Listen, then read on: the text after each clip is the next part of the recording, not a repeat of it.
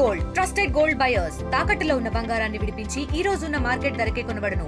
మరిన్ని వివరాలకు సంప్రదించండి 77107720.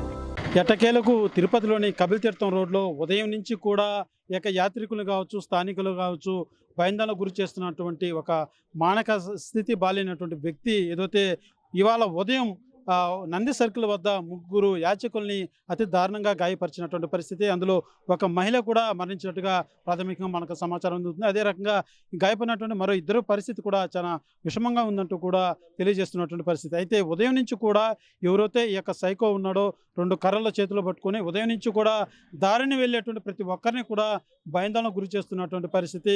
అతన్ని పట్టుకునేందుకు పోలీసులు ఉదయం నుంచి కూడా శ్రమించినటువంటి పరిస్థితి. ఎటకేలకు మనం చూసాం, జస్ట్ ఇప్పుడే అతను వలేసి పట్టుకున్నటువంటి పరిస్థితి. అయితే పూర్తిగా అతను మాట్లాడే మాటలు మాత్రం చాలా తెలివిగా మాట్లాడుతున్నాడు, కానీ బిహేవ్ చేసేది మాత్రం ఒక సైకోలాగా బిహేవ్ చేస్తున్నాడు. అయితే కపిల్ తీర్థం రోడ్లో ప్రధానంగా మనం చూసుకున్నట్టయితే మన ఆర్టీవీ కూడా పూర్తిగా అతన్ని వెంబడించి మన వెనకనే వచ్చినటువంటి పరిశీలించినటువంటి పరిస్థితి.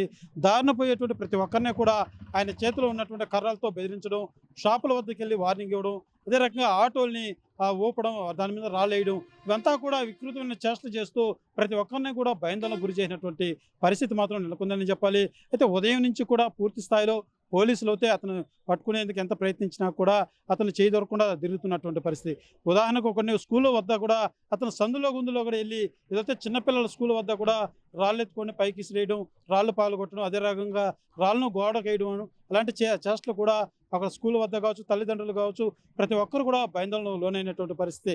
అయితే ఎటకేలకు పోలీసులు వలవేసి పట్టుకోవడంతో నగరవాసులంతా కూడా ఊపిరి పీల్చుకున్నారని చెప్పాలి. అయితే ఇతని చేతులు ఇప్పటికే ఒకరు మరణించినటువంటి పరిస్థితి నెలకొందని చెప్పాలి. అయితే యాచకుల పట్ల ఈ రకంగా దాడులు వీళ్ళంతా కూడా ఈ ఇటీవల కాలంలో యాచకుల సంఖ్యను గణనీయంగా తిరుపతిలో పెరిగిందని చెప్పాలి. వీళ్ళలో మతి స్థిమితం లేకుండానో, డబ్బులకో లేక ఇతర కారణాలతో దాడి చేసుకునేటువంటి పరిస్థితి కూడా తిరుపతిలో చాలా ఎక్కువ కనబడుతుందనే చెప్పాలి. కెమెరా పర్సన్ కోటితో సురేష్, ఆర్టీవీ, తిరుపతి.